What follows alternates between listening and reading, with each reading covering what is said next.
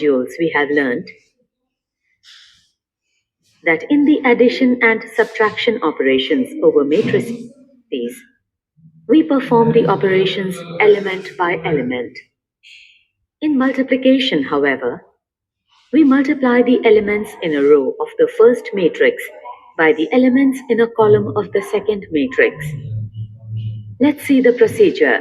We have two matrices, A and B. Let the resulting matrix of the multiplication of these matrices be C. We will first multiply the elements in the first row of A to the corresponding elements in the first column of B. We will write the sum of the product of the elements as shown. Then we multiply the elements in the first row of A to the elements in the second column of B. We will write the sum of the products of the elements as shown. In a similar manner, we multiply the elements in the other rows and columns. Finally, we get the matrix as shown. Let's do this example. First, we will take the first row of X and the first column of Y and multiply the elements one by one as shown. Similarly, we multiply all the rows of X with all the columns of Y. We get the resulting matrix as shown.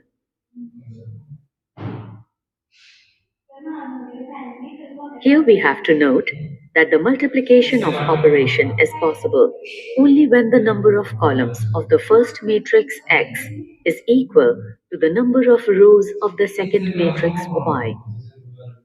If we have two matrices X and Y with orders m by p and p by n respectively, then the product of the two matrices is of the order m by n. We can generalize the discussion. Let X be a matrix of order m by p and Y be a matrix of order p by n. Let the product of these matrices be equal to matrix Z, which is of the order m by n. Each element of matrix Z is given by the expression shown. In the expression, Zij represents the element in the ith row and jth column of matrix Z. This is obtained by multiplying the ith row of matrix X with the jth column of the matrix Y. It should be noted that the multiplication operation over two matrices does not satisfy the commutative property. This means x multiplied by y is not equal to y multiplied by x. However, there are some cases that we need to look at. X multiplied by y is defined, but y multiplied by x is not defined. Let's see an example with matrices as shown. The matrix X is of the order 2 by 3, while the matrix Y is of the order 3 by 3. Since the number of columns in X is equal to the number of rows in Y, finding the product of X and Y is possible.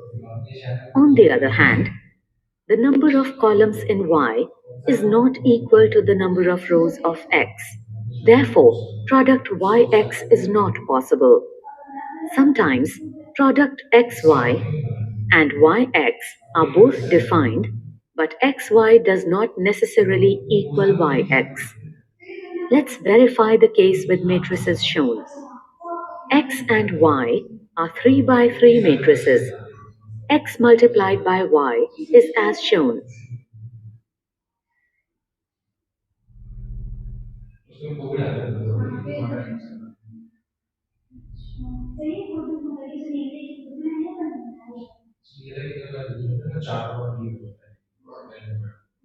Y multiplied by X is as shown.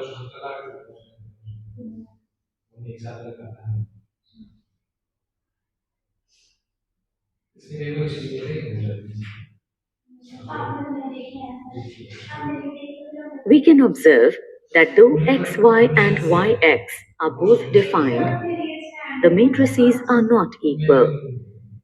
If the matrices being multiplied are diagonal matrices and are of the same order, then the multiplication is commutative. Let A and B be two diagonal matrices of the order 3 by 3. Let's find the products AB and BA. We can observe that AB is equal to BA. Now, we will move to the case where the product of any two matrices is equal to a zero matrix. This does not always imply that either X is a null matrix or Y is a null matrix. Let's verify this by an example. The product of these two matrices is a null matrix. We can observe that though matrices X and Y are not zero matrices, X and Y is a zero matrix. The multiplication property over matrices satisfies the associative law and the distributive law. According to the associative law, if we have three matrices X, Y, and Z, then X multiplied by Y multiplied by Z is equal to X multiplied by Y multiplied by Z whenever both sides of the equality are defined. Let's see an example to verify the associative law using matrices A, B, and C. Let us first find the left-hand side.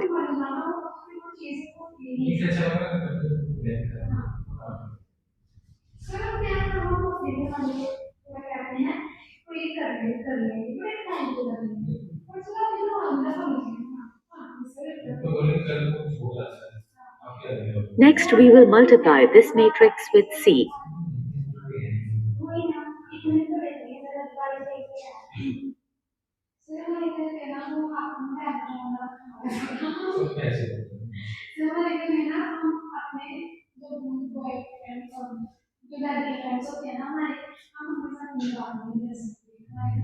We get the matrix as shown.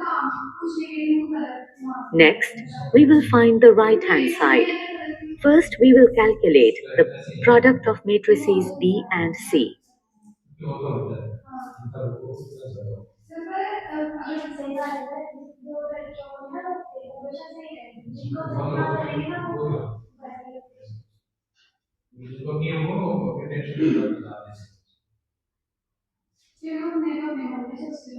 Next, we will multiply A with this matrix.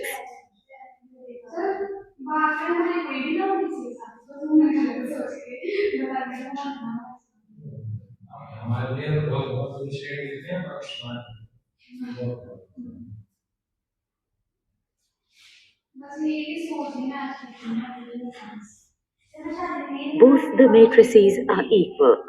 We can see that the multiplication satisfies the associative law. According to the distributive law, if X, Y, and Z are three matrices, then X multiplied by Y plus Z is equal to X multiplied by Y plus X multiplied by Z. Also, X plus Y multiplied by Z is equal to X multiplied by Z plus Y multiplied by Z whenever both sides of the equality are defined. Now, let's verify the distributive law for the multiplication of matrices with the matrices A, B, and C as shown. First, we will find the left-hand side, starting with A plus B. Next, we multiply this matrix with matrix C.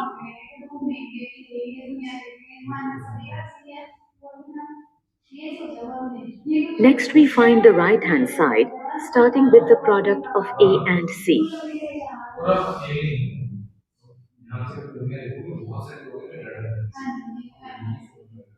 Next, we will multiply B and C.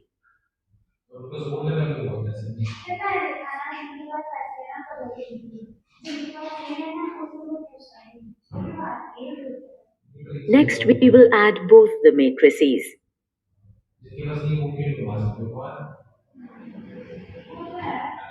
Hence, the distributive law is applicable to the multiplication of matrices. Multiplicative identity exists for any square matrix. If X is a square matrix, there exists an identity matrix I of similar order such that X multiplied by I is equal to I multiplied by X.